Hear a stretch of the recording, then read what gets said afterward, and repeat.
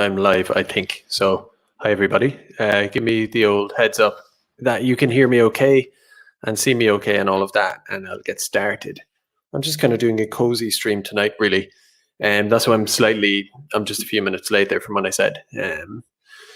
Nothing massive prepared tonight, just a bit of a roundup of the day's news as regards the corona thing. Shh, I said I was going to not say it, because that brings me to a point. Thanks for letting me know there, lads.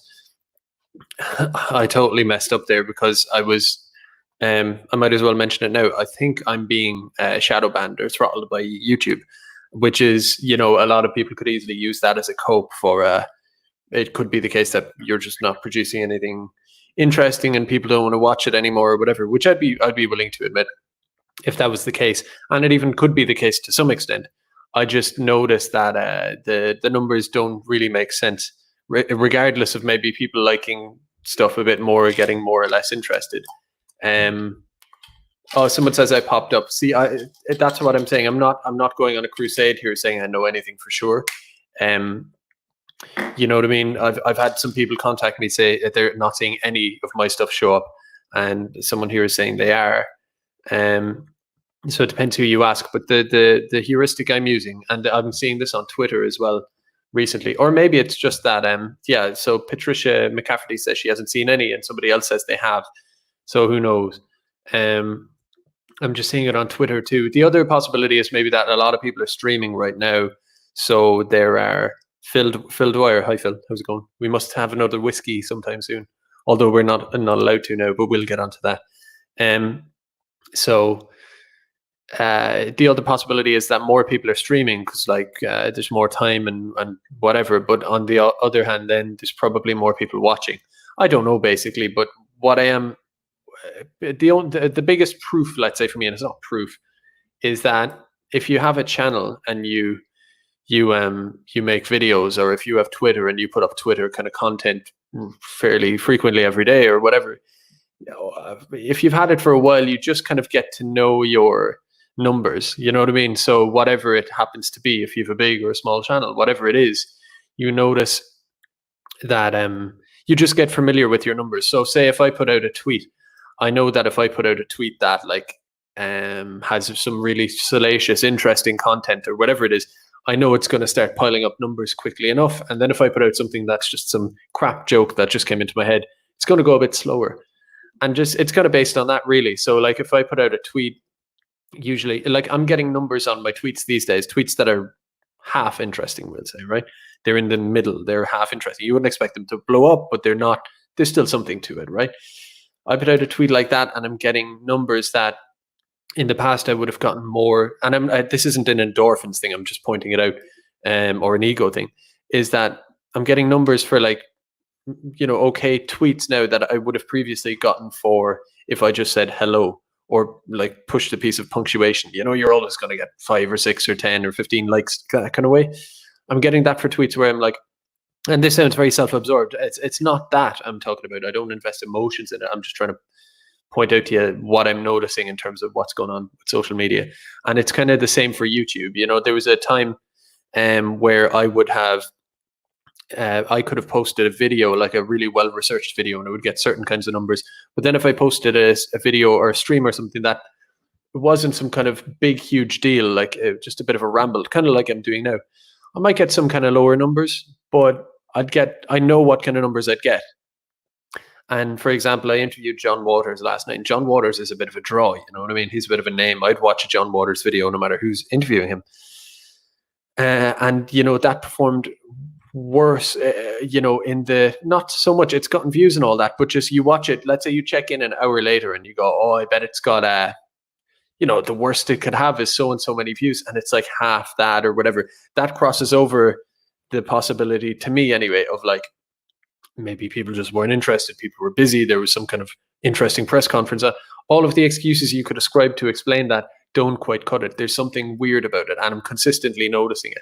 Actually, John Waters was the test, because when I saw a few numbers were low for some of the streams I've been doing recently, I kind of thought, maybe people just don't like listening to me talk about whatever, maybe they like my previous videos a bit more. And in a way, John Waters was the test for that, because it's like, come on, And there's nothing wrong with that interview, and it got some nice views and all that. And in a way, it doesn't matter how many it got in terms of how much you invest in it, personally or something like that. I'm just pointing it out from the point of view of it being an indicator of throttling. So there's some of that going on. And the reason I bring it up is just because I meant not to mention the word, the pandemic, the illness that's spreading across the world that begins with C. I meant to just call it the pandemic as a rule for this stream, and I think I was about 10 words in, and I said it. So there goes that test. So what do I want to talk about? As I say to you, I put this together quickly enough because I watched the Leo Varadkar and Tony Holohan and Simon Harris, their press conference to the nation. I was watching that, and I was kind of like, I hadn't decided if I was doing a stream for sure. So I started getting a few things together. So forgive me, I'm not going to be like Brian Dobson here, like seamlessly going from the auto cue from one thing to another. I'm going to be drinking some tea out of my flask. I'm going to be chilling. I'm going to be enjoying a nice evening. Ultimately, the demise says, what did Leo say? I'll get into that and tell you. This is great. This is just a side note. Good flask for tea. I'm such an old man at this point, but like, I've told you many times recently that I have a problem with myself where I realize things that everybody knows, and I act like I've discovered some kind of epiphany. Flasks are great. They keep drinks warm, and that's useful. And that's what I've realized in the last week for the first time in 28 years. But I am going to go off on this, going off on flasks. You make a cup of tea, you drink half of it, the other half is cold. You ignore it, but then half an hour later, you'd kind of like a cup of tea, and you do the same thing. So if you're a tea head, it's great. You just have it there like on drip for the whole day. But anyway, enough about that. So let's go to the basic numbers of coronavirus for today. So I have my little post-it written out here. So in the Republic of Ireland, there's 302 new cases, bringing it to a total of 2,121. New deaths in Ireland. There was three people died. It sounds so horrible to say new deaths. It's kind of like you turn on the TV at 7 o'clock, or you refresh a page and you go, "Oh, what time are the deaths on tonight?" It's a little bit morbid, but new deaths, to use a kind of blunt phrase, is 3, bringing it to a total of 22. In Northern Ireland, new cases 34, total cases 275. New deaths 3, total deaths are at 13 now. So for the whole island, for all of Ireland, it's 2,396 cases and 35 deaths. And of course, all these numbers are a little bit on the speculative side because of testing and sample errors and biases, blah, blah, blah. But it's some form of indicator at the very least. Now, what else do I have? Well, what I could do for a sec, just, FYI, if you're not on Twitter, if you don't sleuth the internet, if you're not a person who checks out worldometers, sorry, where am I at now? Here. Just a quick little browse of worldometer on coronavirus, which kind of keeps a tally of these things. And again, these are all to be taken kind of with a pinch of salt. I suppose it's no lower than this. But it's certainly higher. 590 rounded off to 591,000 cases. What's interesting there is, unless I'm mistaking things, we've got basically 100,000 cases per day now is the kind of standard. The USA number tends to go up. I was up a little bit late last night, past midnight, and I noticed the number was still going up. I think it's because they have because of the different states. The number kind of goes up solidly, whereas in other countries they announce a final number for the day, and that's it. Excuse me. So if you look to the US and break it down, 5,800 of those are in New York. So that's the lion's share. They say California aren't testing as much, so their number is probably significantly higher. I think New York is testing 3 times more per capita than California. And New Jersey obviously is adjacent to New York, so they've got a high number as well. So that's kind of that. And if we look at other numbers, I mean, you can rank it how you wish here. So you can do total, and I recommend you looking at this if you're not familiar with it, worldometers, or if you just put in coronavirus numbers, you'll find it. Damn, pandemic numbers. It's hard. The algorithms got you. So Yeah, so the USA, so in total, the US has 100,000 cases, and Italy has 86,000, the next highest. China 80,000 allegedly. So US is number one now. I mean, I saw this coming a while ago. Doesn't make me particularly insightful. Anyone who was thinking about this, US is a high transit country around the world. They weren't paying attention to it. They're very mobile, very even within the country. A lot of flying going on in the USA. Domestic flight. So that we saw that coming, and they have a huge population as well, and a private healthcare system where you're afraid to go to the hospital, of course. So if you look at new cases, who's the highest number? Yes, the USA is still number one. Germany is number two, still with that low death rate, but relatively speaking, but it's at 75. Now that is going up as a proportion as well as an absolute number. So we could see Germany hit that point where they exceed even their excellent healthcare system and their huge number of ventilators, where they could start exceeding that, and their healthcare system starts to kind of, I won't say crumble, but come under pressure. And that's when your death rate goes up. Spain, wait, this isn't ordered. This ordered. I need to order it by total deaths. Okay, so I've gone the wrong way about it, but yeah, Spain has 575. That's quite a lot.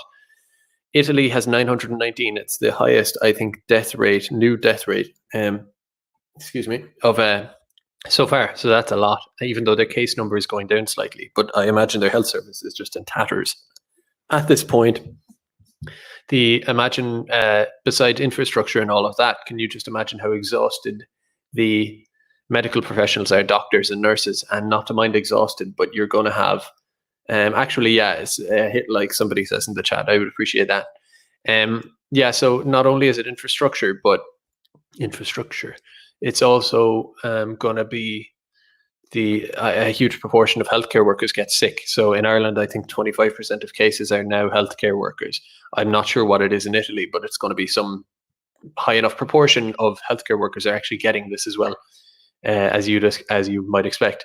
So the more the death rate grows, the more the case rate grows, the more it goes on, the more they get tired, the more some of them are actually getting the virus itself. So then they're out of action. Previously, you might have been able to ship healthcare workers from the hinterland of Italy, the south and elsewhere, up into Lombardy. But now, of course, it's more widespread across the country. So that option isn't so readily available either. We have so if you look at, new cases, France is number 5. New deaths, they are number 3. So that tells you that they're maybe not testing as much as other countries. I'm not sure. And then you go on, and there's all sorts of interesting little things to draw from this. When you look through it, it's almost like a football table or something in a strange sense. You're looking at you go, okay, well, that's new deaths. They're high on new deaths, and looking at all these anomalies and stuff. And then there's total cases per million, which, would, as we can see here. So if you exclude the tiny countries, I kind of don't see them as relevant. San Marino's, I exclude Iceland as well. It's got less than 1 million people. So you're going to have one clustered city or whatever. So it's understandable they have a high case rate. But countries over 1 million, I've done this before, but you've got Switzerland there is number 1. That came up from the south, from Italy, the border. Italy is number 2, understandably. Spain is number 3 in that category. And then you have Austria, actually. Interesting. I didn't see that one. Norway, Belgium, Germany, France, Netherlands. Netherlands has quite a few, and they have a high death rate as well, actually. And they're 19 million people, but they're packed into a country that's half the size of the Republic? I don't know. I'm not sure exactly, but it's a pretty small country for 19 million people. Estonia, and then Ireland. So, and I've told you about those deaths already. And just out of curiosity here for myself and you, total deaths per million of population. So Italy number 1, Spain 2, Netherlands, France, Iran, Switzerland. Okay, so that's much of a much. Now I'll just go back to full face mode. I'll do a quick chat check. Nobody's freaking out. There hasn't been some kind of war occur in the chat, which I'm glad to hear. That's nice. So the next thing I want to get onto, I don't quite know. I suppose I can talk about, I'm pulling out my post-its here and being like, which one is which? I have 3 here. So, okay, so I want to talk about ICU beds kind of first. Right now we have 59 people in ICU. which is quite a lot. And the beds we have, I'm not certain on. Someone can hop in the chat. I think Last True Gale is maybe a bit, Professor is quite an authority possibly on this. Let me see here. So I've heard 225 beds, ICU beds originally, plus 25. I think I heard that. On an RT video yesterday. There's a lot of stuff. It's hard to keep track of it. 225 originally, plus the 25 extra that have been added on recently. I've also heard 255 plus the 25 that have been added on. Last True Gale says it's 71 now. I assume that's the ICU beds. And that was as of Wednesday night, I think. So that's it. There's a little bit of a delay. Same way there's a delay on this video. So when I'm reading comments, it's a bit odd. But so anyway, whether it's 225 plus 25, meaning 250, or whether it's 275, not sure. Last True Gale says 255 plus 20 beds in public hospitals. So yeah, that's in public hospitals, but then they're talking about basically commandeering or appropriating private, dealing with private hospitals to and converting operating theaters. Last True Gale says here. Maybe Last True Gale should be the one on here, not me, but knows more about it. But from what I know, okay, so let's go with that number. It's 255 plus 20, so 275, kind of going into this crisis, we'll say. And then people talk about, well, there's 200 extra beds, so it's 500. But from what I can see, those extra 200 beds, whether it's 200, 250, these surplus beds that are now coming online, apparently, they are purely notional. And to my point of view, you cannot count those beds as existing when they, for one, do not in fact exist or are not available as of this very moment, not that we know of. And as with anything the state is doing or whatever, don't take these promises and these, I call it a notion. And that's not ruling out that it will happen. I hope it does happen, and I hope they're working on it. But just until they are online and operating, then you have to just count what exists as of now.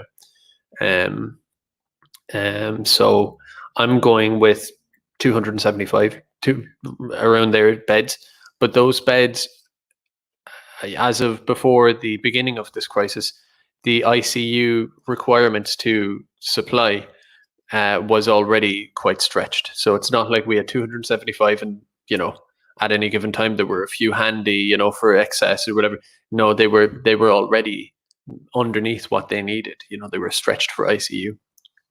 So depending on how you look at it, some people would say the pandemic sufferers maybe were people who would have been using those beds anyway because they would have been old and sick. But I think even if they were old and sick, the idea that they would have all come down with this at once, I think you can more or less look at these as extra, give or take a few maybe. But so you're looking at whether it's 59 or 71, as Last True Gale says, in which is basically, we're only a couple of weeks in. It's only getting off the ground at the moment, and we are.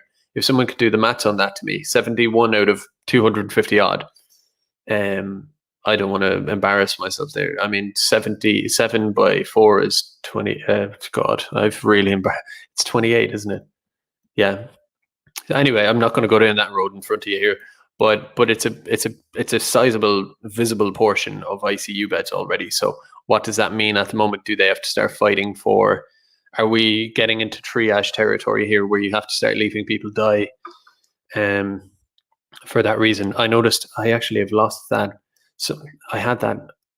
I mentioned it in the chat last night to somebody, but I've lost it.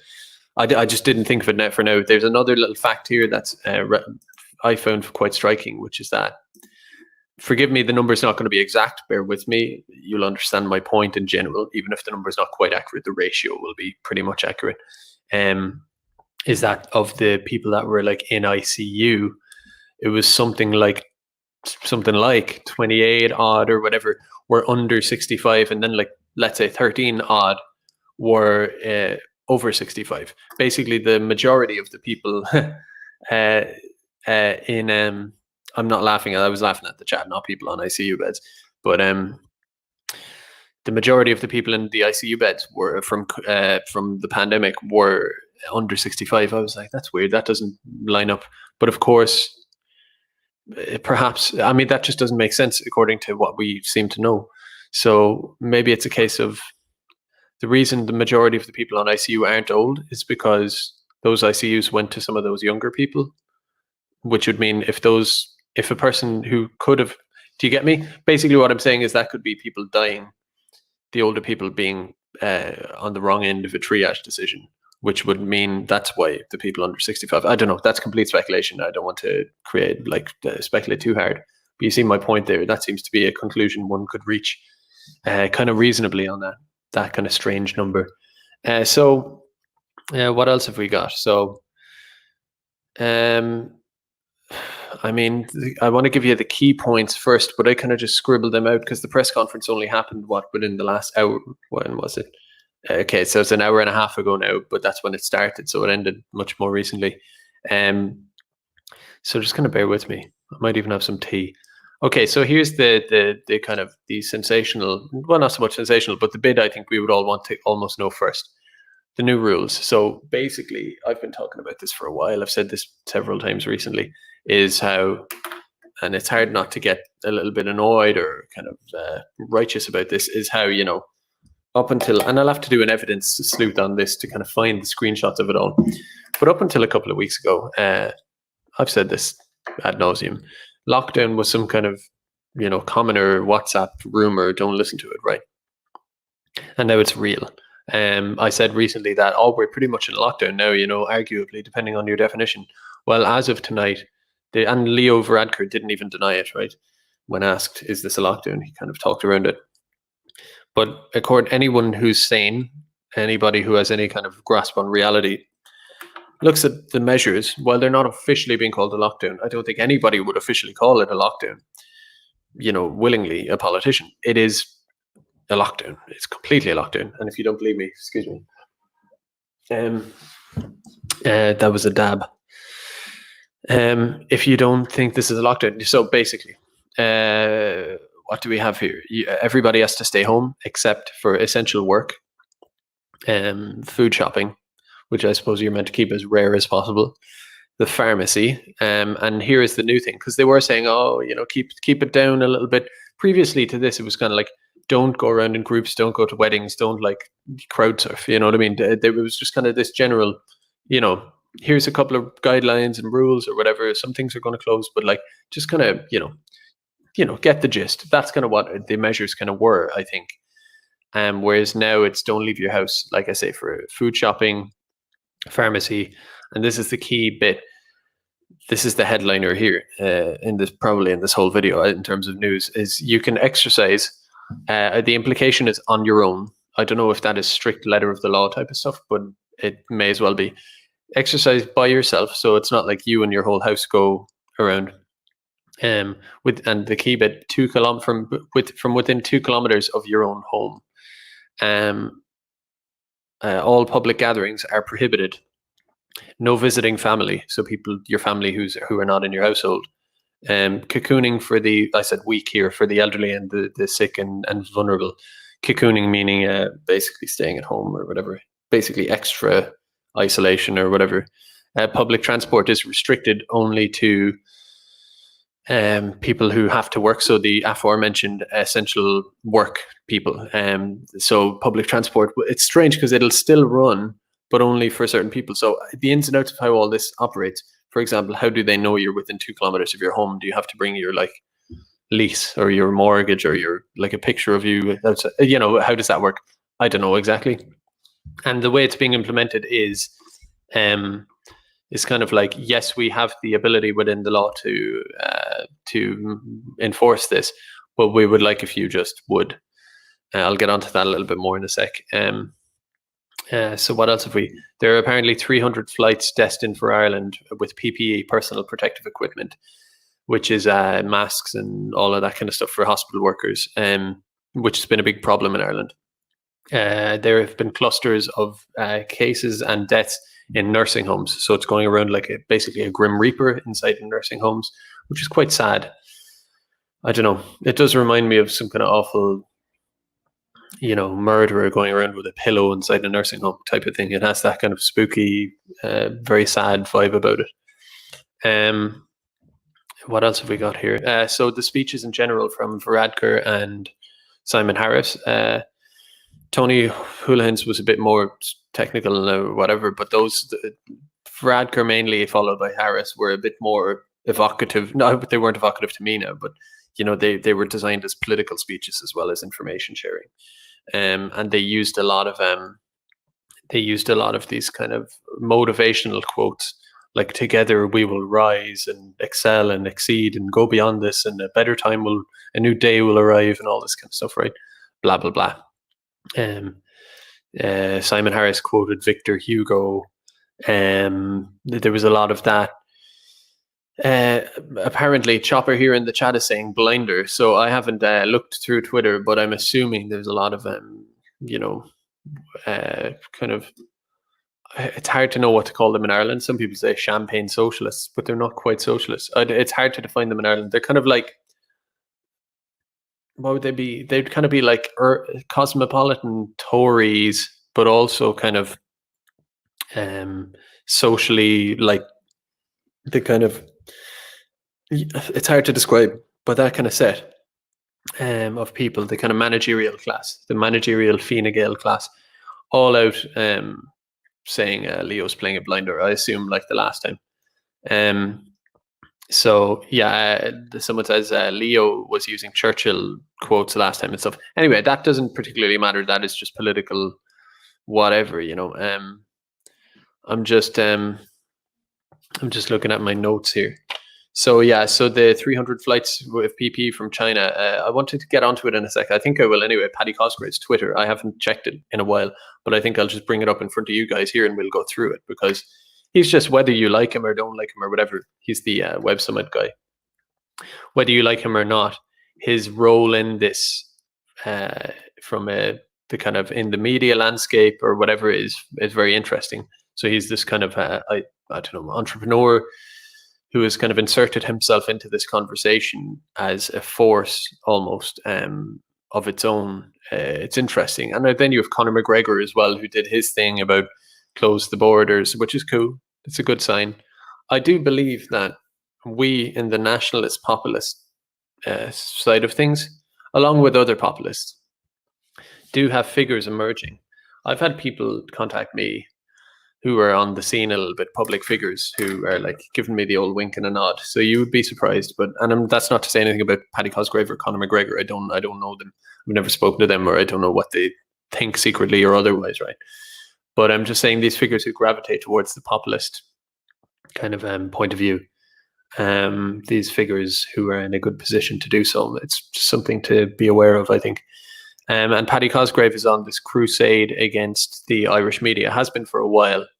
I'd say he has maybe a bit of an axe to grind with them since Web Summit in Dublin. And again, that's a speculation. I don't know the guy at all, or what he believes or thinks. It's just pure speculation on my behalf. Could be rubbish, right? But what is a fact is that he has been on this crusade against Irish media, and now that has taken the form of the coronavirus thing. I've talked about this before, but he's calling them out, and but in this case, what he's also doing is kind of taking action. So I think he spent £1 million on trying to get imports in from China, PPE, and he was talking about this with a few weeks, and the government are now kind of acting on it, but it's all a bit slow. I don't know what's going on with that. I'll have a look at his Twitter, see where he's at, but put it this way, with what he's achieved personally and in his business, I would trust him over the government any day.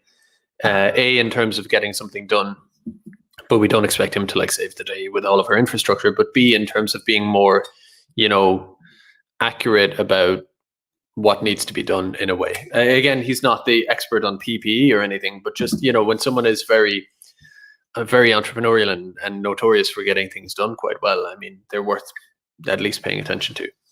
And like I say, his crusade against the media is it's for one, it's kind of entertaining, but it's also, he brings a lot of light to a lot of dark places in our regime communications units, such as the Irish Times, RTE, the Irish Independent, the Journal, etc., which is nice, and it's a rare thing. So I want to just look through to his Twitter, just basically me along with you for the first time, just to see what's Paddy Cosgrave been saying today, because it's something I do these days. I'm checking Worldometer, I'm checking the mainstream news, I'm checking DM groups and the Twitter sphere, and then I kind of another little leg on that to me is to go like have a sconce at Paddy Cosgrave. What's he saying at the moment? What's going on there? One thing I would warn against, I highly doubt he's watching this, right? You never know. But just in general, between us, is that, this doesn't matter so much in a way. I'm thinking on the spot here. What concerned me there for him is that there has been Chinese testing kits and certain equipment like that imported into China and the Czech Republic as a kind of a goodwill measure and a business deal between those countries. And it's turned out to be faulty, some of the testing equipment, which is, if China are trying to create goodwill among the global population or nations, then that's a bit of a cock-up. And it would be even worse for Paddy Cosgrave because the Irish media, of course, want to hang him out to dry on anything they possibly can, for reasons we could maybe discuss another time. But, if he were to personally oversee the importation of PPE, and I don't know if he's doing testing devices, basically it would hopefully the bad reputation China might earn by putting faulty equipment into other countries he wouldn't end up with that, holding that, hot potato, especially given that he's trying to do good. It would just be unfortunate. So hopefully that doesn't happen. But what struck me just now is also that Ireland is importing 300 plane worth or a lot of Chinese PPE equipment. So what would be good for the goose of Paddy Cosgrave would be good for the gander of the state as well, I suppose, if there was an issue with faulty Chinese equipment. Just want to check in the chat there, see if I haven't gone mute or something strange has happened like that. So that's just a note on Cosgrave. I don't want to make it all about him, but I will probably have a look at that. I'm just curious myself. A point that occurred to me during the press conferences, with all of this, like, you're allowed to go 2 kilometers away from your house to exercise by yourself, and you're allowed to go shopping when necessary by yourself, and to the pharmacy by yourself. It's all by yourself when you leave the house, right? And it struck me, I have a significant other, right? And people have their husbands and their wives and girlfriends and boyfriends and children, imagine. And so that if you're in that situation and you're not allowed to leave the house or whatever, and you only can go around by yourself, that's one thing. But spare a thought, pour a sip out and some of you may be in the chat and you have my I know life isn't over, right? You know what I mean? We can hang in there. I don't mean to say it to insult you or anything, but just if you're on your own, then you're not allowed to visit your family if they're from another house, and you can't exercise with anyone else and all of this. So think about this. If you're on your own, just in terms of your living situation, you are alone by law, constantly. The closest, I suppose, interaction you're going to have will be if you go to the shop or the pharmacy and you have the person behind plexiglass serving you who's going to be recoiling backwards, and you're both going to be sanitizing your hands. It's going to be kept as brief as possible. So you are on your own, and honestly, I don't know how to get around this. And I'm not one of these let's flout it and let's all hang out and stand up to the regime or whatever. I think just go with it. Not that we have huge choice in it now anyway, whatever your point of view. But so in that situation, I hope if it's any use at all, I will try to stream as much as I can. And I know it's a virtual, strange thing to kind of have your company be in this format. You might have never met me or whoever else you might be watching, GT or whoever it is, right? Dave Cullen, all the rest. But insofar as it's better than not that, then if it's any use, cool. If I can't think of anything to say, I'll read something or sing a song or whatever. I don't know, but I will. Anyway, that's my point. Is that it's actually all I can think of in general for that situation. I mean, or just watch the telly or do something useful with yourself as well. Do a jigsaw, whatever. I don't want to be doom and gloom about it. So what else have we got? I'm just trying to go through the news, the newest. Oh, I've got more here. So here's just the thought that occurred to me. I've mentioned it several times already over previous streams, But think about it. Now they're going, oh, whoops, the case fatality rate is going up a bit. We're seeing community transmission. There's a lot in ICU. We have crisis on our hands here. We must shut everything down. You basically have to be alone by law, by letter of law. Last True Gale says exactly. Start your own channels. Get involved, lads. The isolation will hurt a lot of people. Don't let that happen to you. Yeah. So whether it's channels, setting up a channel, getting some people to watch. I have 88 watching now, but I mean, if you have 5 watching, that's pretty cool. Like if 5 people are standing in front, it's only a pity we can't, and we actually can talk to each other if we jump on streams with each other. But or if it's a private Skype call, reach out to people that way. What harm can be done there? I know people don't want to dox themselves and all that, which is sad. That's an issue in this kind of situation, but you know what I'm saying anyway. I mean, the internet is there. We have these streaming services. They're not complicated. A thing like StreamYard, I am remedial. I am, I'm pretty bad with technology. I mean, I could barely use the computer, right? And StreamYard is, for one, it's free, and it's really simple. When somebody tells me a thing is simple, I go, yeah, it's simple for people. It's not simple for me. And StreamYard was simple. StreamYard is completely intuitive. It's, I would say, probably easier than setting up a Facebook or a Twitter account. When you're not used to Facebook, when you first set it up, do you remember it was kind of a little bit complicated? You had to figure it out. It's a lower level of complexity by a long shot to that using StreamYard. So you know what I mean. You can do it. It doesn't have to be. I was saying a while ago, I'd like to be of some use to you in that sense, but I don't mean in a Jesus-y, let me be your guide and leader and all of this. Do your own as well. I'll be watching as well. So yeah, that's just something that worries me, is loneliness for all of us. Even if you're living at home with your 4 or 5 family or whatever, you'll be going stir crazy with them, but it's worse if you're on your own. Anyway, it's a bit grim or whatever. It's fine. We'll be fine.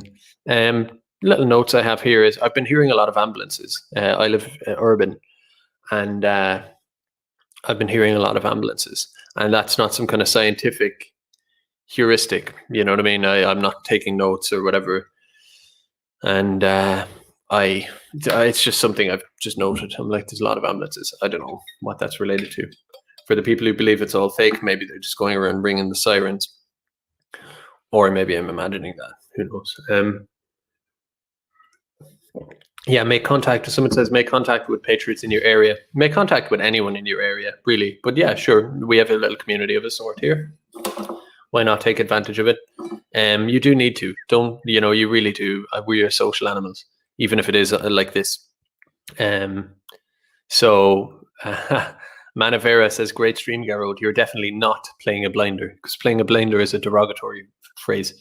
Only managerial Fine Gael mimosa people use for each other to kiss each other's arses. So I'm just trying to go through any other notes I have here. A nurse died in the east of the country. I don't know why they can't just tell us. Jimmy O'Flaherty says, have kids, never be lonely again. So true. When I think of children and what they bring to life and to the world, there is the kind of Jesus analogy. But I'm not some kind of, I can't tell you Bible phrases too well or whatever, but just hope, the idea of hope and kind of light. So have kids, never be lonely again. Fair point. So yeah, where was it? That was just a kind of profound enough thing I just saw there in the chat. Had to have a look. So a nurse died in the east of the country. I was just going to say, why can't they just tell us counties? Counties we're used to counties, as a designation, as a breakdown of the country. If you say someone died in Kildare or is sick in Meath or Westmeath or Cork or whatever, it's not going to dox the patient. Why don't they just use counties? They respect us a little bit better with that. But a nurse died in the east of the country, which is very sad. And I don't mean to be grim tonight, lads. It's just the subject. And the way I see it is, again, I'm done with kind of trying to make the point to the people who say it's a hoax of some description or another, whether it's a complete hoax, to dull us all down, or whether it's that people are saying it's overhyped, which is a more reasonable argument, I suppose. for the nurse, I mean, a nurse has to be. This isn't some kind of massive argument that own the conspiracy theorists or whatever. It's not. It's just something that occurs to me. If a nurse died in the east of the country, assuming she died of coronavirus, she contracted that, she fell ill, got more ill, and then died. Because some people will be saying, no, she got in a car crash on the way back from work, and but she also happened to have the coronavirus. If that turns out to be the case, I'll admit I'm wrong. But I mean, something has to be real, right? So assuming she died of the illness, cause of death, if that nurse had been working, I mean, I assume she caught it at work. These are all assumptions, but they're reasonable, right? Well, if that nurse was working, she had to be within the working age. She had to be able to show up to work every day, long, hard days. She had to be reasonably healthy. Do you know what I mean? It's a general fair assumption that if you're working as a nurse, you have to be kind of like pretty healthy, right? Pretty okay. So she died. Now, I don't know how many nurses who go to work and contract the flu at work. You know what I mean? Just go, oh, I heard of a nurse who got the flu at work. She had been working. She had been fine, obviously working away. And then she got the flu from a patient, and over the course of a week or two or whatever, she just died. My point is that nurse couldn't have been 95 years old with 20 conditions, bedridden or whatever, right? She had to have been have some degree of health. So that's just something that occurred to me there. What else was I going to say to you, lads? So that was that. I'm just going to mention this now before I forget it, because I will forget. And I'm sure a lot of you maybe are arguing with me in the chat or maybe support me. It's hard to absorb it all like that. Sorry, lads. I'll try to get better at it. So yeah, actually, I will mention, because I keep saying I'll not ignore, but stop focusing so much on the people who doubt it's even true, because I can't keep talking like that. Yeah, Transform Recruitment says no point trying to reason with the deniers, G. And I'm not a fan of the word deniers, whether it's climate or, using that term, climate or other types of deniers or whatever, of various things.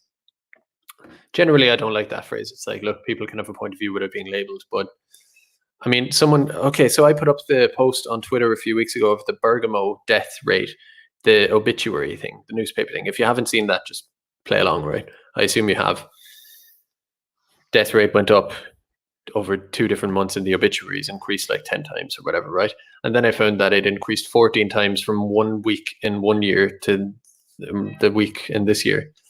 And then I found actually other statistics from other sources that demonstrate basically the same thing. Basically like 10, 15 or more types of people are dying, basing it from a baseline of various different time periods and different sources and all of that, right? So it's kind of like, there you go. And I just had someone comment, and if you're watching now, I'm not trying to insult you or be rude or anything like that, but the person was saying, how do we know those deaths weren't faked? How do we know they weren't? I'd have to find the tweet, but it's like, you know what I mean? Like, we have to, it's kind of really being very righteous on the fact that like those could just so easily be fake.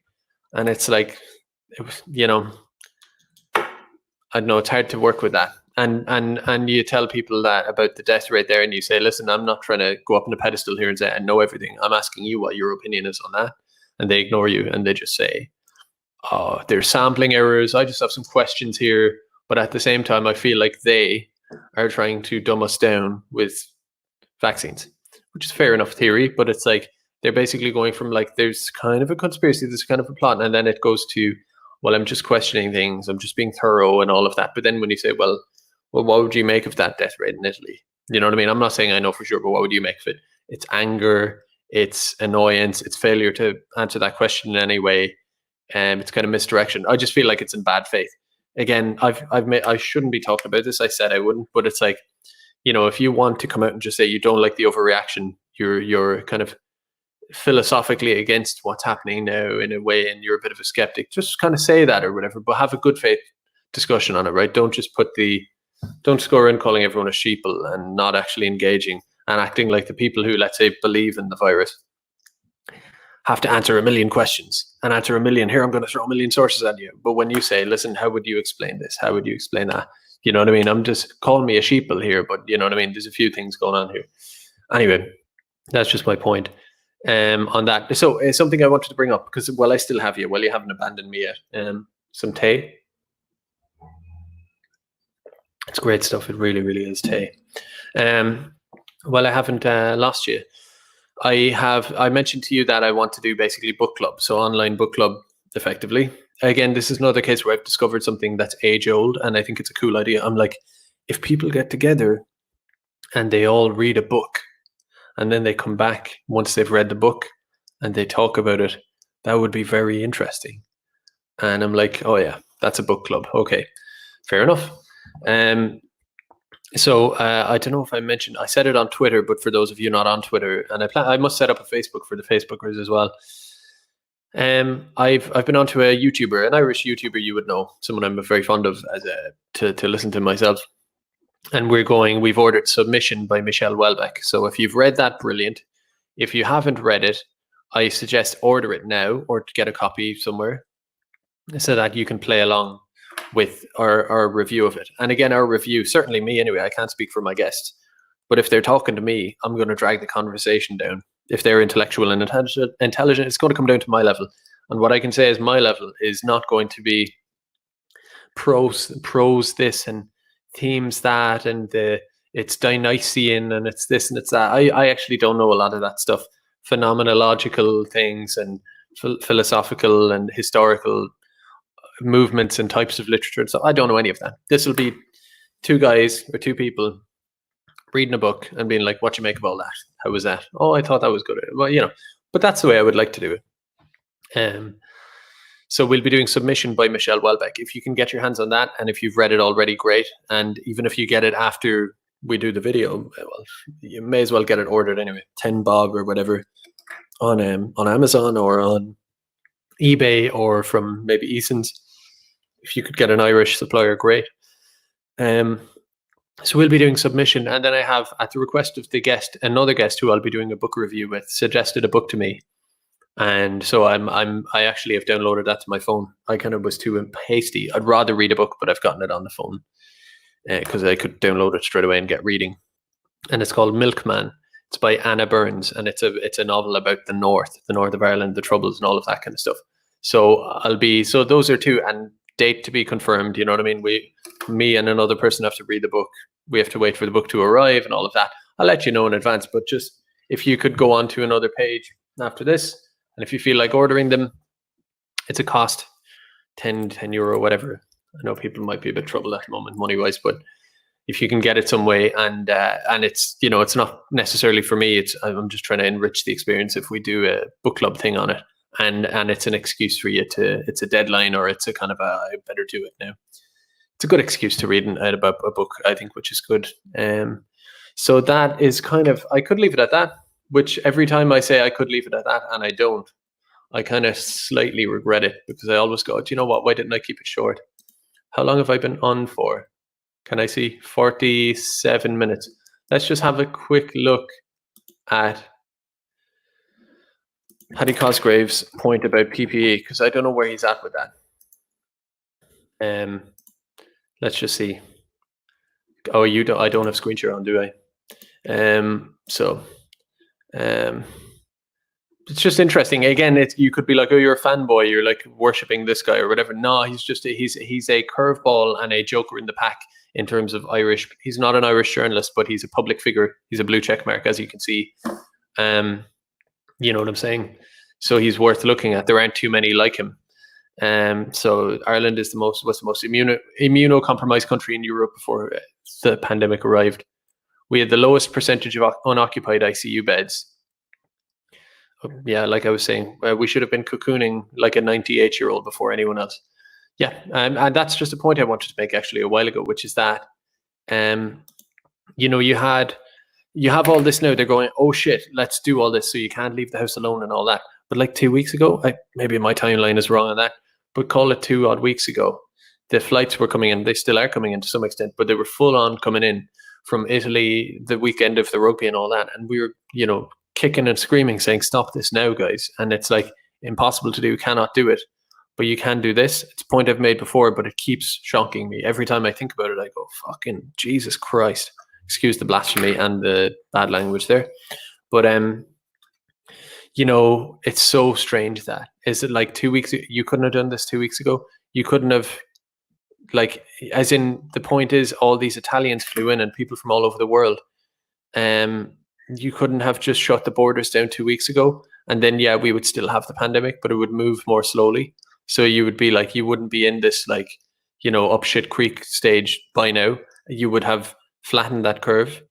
Why didn't that happen? Why did it have to come to this so quickly? That was a choice, a very, very bad choice by some very bad people. So anyway, on Paddy Cosgrave, because he just has interesting points. So what he's trying to do is get Alibaba shipments of PPE through China into Ireland, and there's this whole logistical nightmare. I assume on his behalf, he's trying his best to do something good, I suppose, to liaise with the HSE and the Irish government to say, okay, we have a shipment full of these things. Can we get them in? Can we get them to hospitals? And I suppose to some extent it has to go through the HSE and the government, and I can't imagine that's very good. I wonder how, ordinarily a government would go, okay, Paddy, you're a bit of a shitlord. You're a pain in our arse, but you've got a big plane full of stuff. It's all verified. It's not some kind of a, it's all legit, equipment, more or less. So let's just cut the red tape here and let's just get this immediately into hospitals. We have nurses. 25% of our cases are healthcare staff. That's not right. And they should be protected. And this should have been done months ago. Patriots, nationalists in Ireland saw this happening 2 months ago. Saw this coming. So yeah, so he's just on a bit of a crusade there. I suppose I don't want to just read through a Twitter account. There's one more thing if you fancy, if you're into it. It's just a clip from, and I think my audio is playing okay. It's a clip from Twitter that I just found a while ago. So now I'm posting my own tweets, but have a look at this. It just annoyed me. I'll put on screen share there. So is this guy, I think Dan O'Brien is his name. He's one of these economists that they wheel out. There's another one as well. There's a few of these guys. And of course, Ronan Lyons, blah, blah, blah. All these economists who are like, oh, we must do this and then. And he's making the point that we all need to spend. The government needs to inject money into the economy, and we as people need to spend to keep the economy going. It just raises all kind of questions. I'll just to read my own caption on this. Okay, I'm screen shared. Oh dear, you can't. Sorry, lads. I thought you could see the screen shares I was doing for you there. Let me just fix that now. Okay, so there you go. You can see it now. My bad there on that. So this guy, this economist is saying we need to spend, and it's just, I found it very annoying. I mean, arguably in a crisis situation, maybe he has some kind of point. I actually don't really agree with it.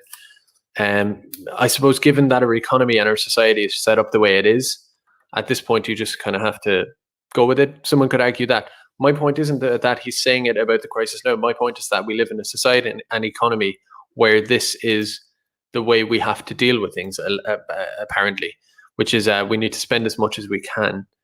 So this is more a point about general society than the specific instance of it now. To me, it's more revealing of general things than about the specific. As I said here, Insect Man reveals the entire basis of our evil regime. Spend as much as you can. So just listen to this. Can you hear that? Because I'm not getting it, actually. They're all gasping for oxygen. The government needs to flood the No, I'm not getting it. Weird. Oh. If companies can be preserved and if the government can flood the economy with borrowed Sorry, money, lads. it's right to borrow the money. If you think of like the Bear with me. fishing boat, all the fish arrive. Okay.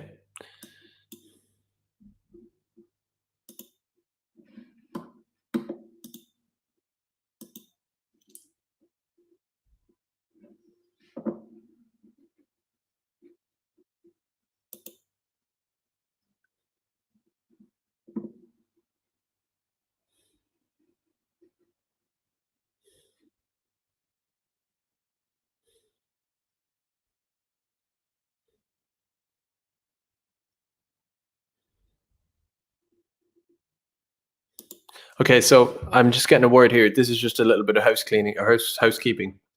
I played that there and the audio was low. It was low for me, and some people were saying it was low for you. But someone is saying, yeah, it's off now. But someone is saying that it was, you could hear it fine to start with. So I'm just trying to figure out if it's my headphones or something, or if it's the audio settings on the computer. I think it's the headphones. I think there's a problem with these. They're a little bit knackered or something. Basically, in my next video, I'll try different headphones and we'll figure it out, because I want you to be able to hear audio.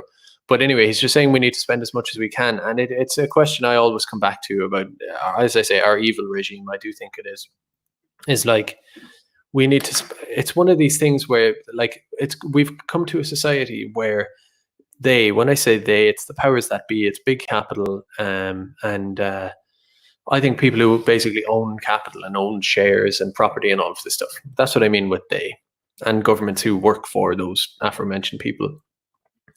They don't want people saving, because saving is generally kind of dead money. I'm no economist, but I think it's seen as kind of dead money. People buying and owning their own houses, if they can pay it off, and the demand isn't artificially inflated by immigration, and people can, so housing is a bit more reasonable, and people can just buy it outright through saving, the aforementioned saving, or they can pay a mortgage back quickly enough.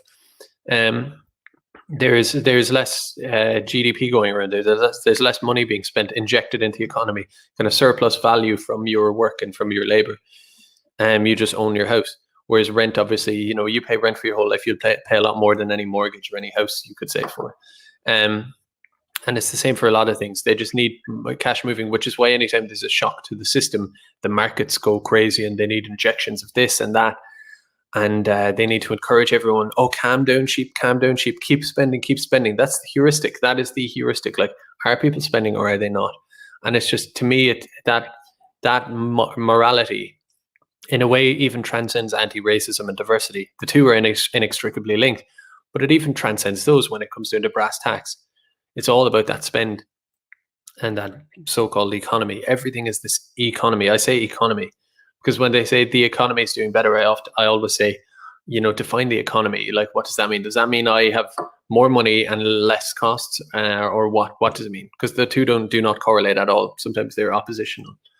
And it's just like, spend as much as you can. Why? You'll call me some lefty college student here, but like this kind of mindless consumerism, which is what they want back. Right now, basically, people can, and they could argue, well, it's all about jobs, then we lose lots of jobs.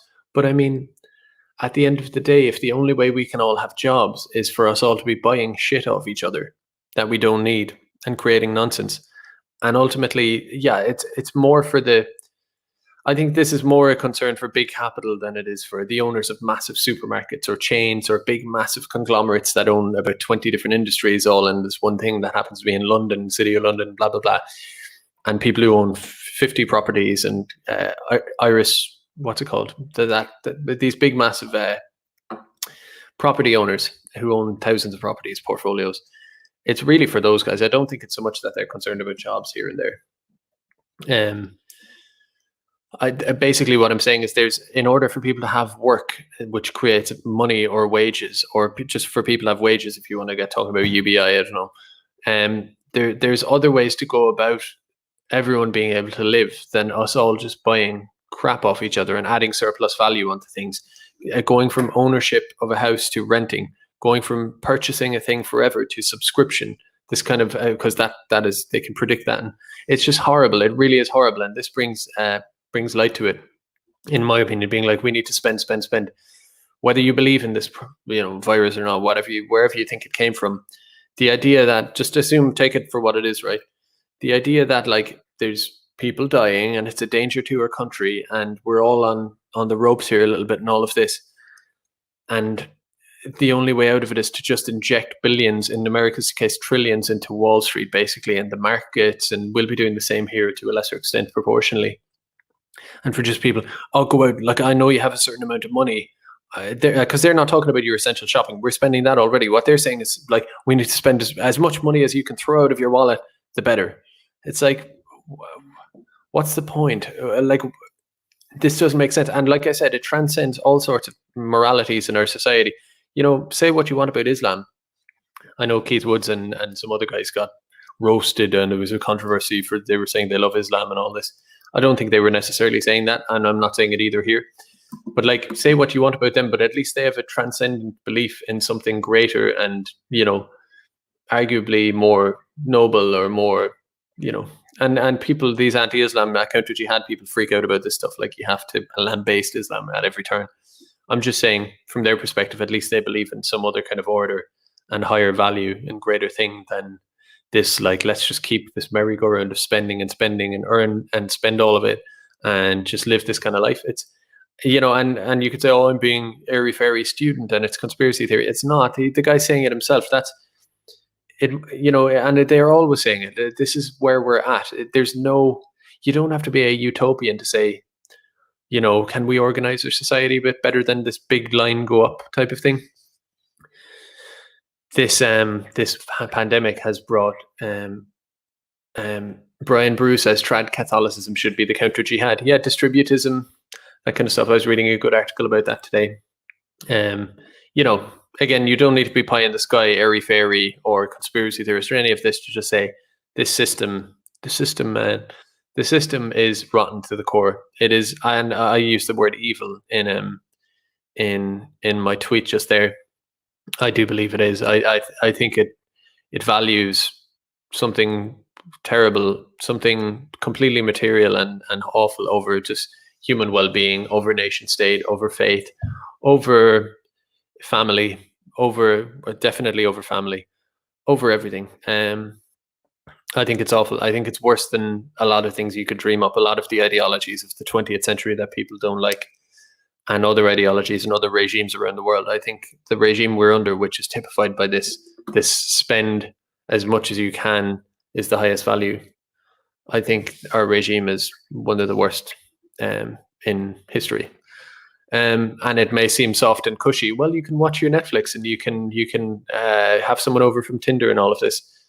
And it seems on the surface like materially abundant and free and all of this stuff. It's nonsense. You have to see beyond that kind of veil and recognize it for what it is, which is evil. And that's just my take on it. So like I say, anyway, I'm going to leave it there. I have to start keeping these a bit shorter. I hope you're all well. I mentioned 2 nights ago I went on a ramble, like lecturing you all to go exercising because I had been a lazy thing for ages, and I realized I hadn't. I've just done a little bit, and it does feel good. Although you have to go on your own now, and you have to do it within 2 kilometers. But this is the simplest thing. Just even a long walk, 2 kilometers over and over again, feels good. And I don't know. There's no point in me telling you what to do or trying to be a life coach. I'm not the person to do that. But I just feel like, as well as just talking about politics, it's nice if you can get something tangible, even if you whatever. But that's all I have to say, basically. So Milkman by Anna Burns and Submission by Michelle Welbeck. If you can get your hands on those, great, because at some point in the not too distant future, I'll be having a conversation with someone about those. I'm going to take the weekend off streaming because I don't know, I just am. And I'll be back Monday evening. So see you then. Have a good weekend. Bye.